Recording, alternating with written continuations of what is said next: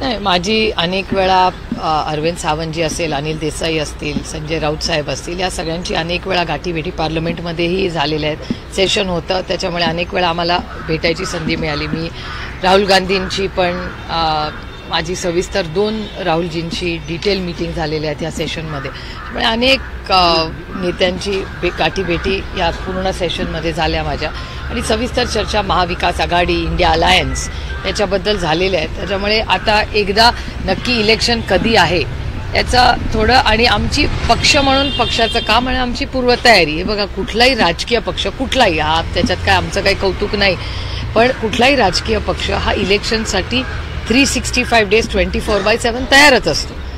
म्हणून तर राजकीय पक्ष आहे ना तो.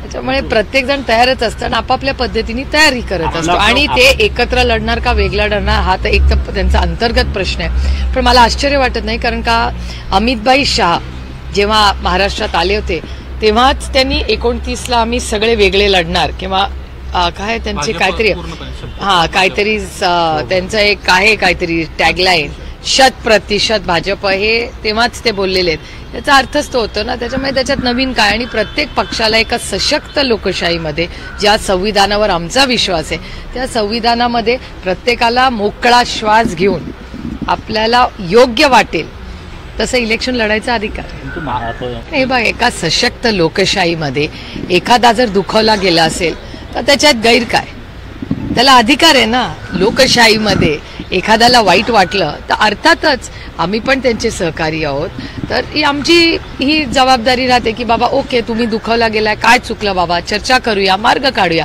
आणि आमची जी आघाडी आहे ती काही सत्तेसाठी नाही आहे, आम्ही महाराष्ट्रासाठी आणि देशामध्ये हे लोकशाही जगली पाहिजे, टिकली पाहिजे आणि हा देश संविधानानेच चालवावा ह्याची आमची लढाई आहे. त्याच्यामुळे आम्ही खूप पर्सनली ड्रिव्हन नाही आहोत, आम्ही कॉज, लक्ष, याच्यामध्ये आमच्यामध्ये कधीच कन्फ्युजन नाही.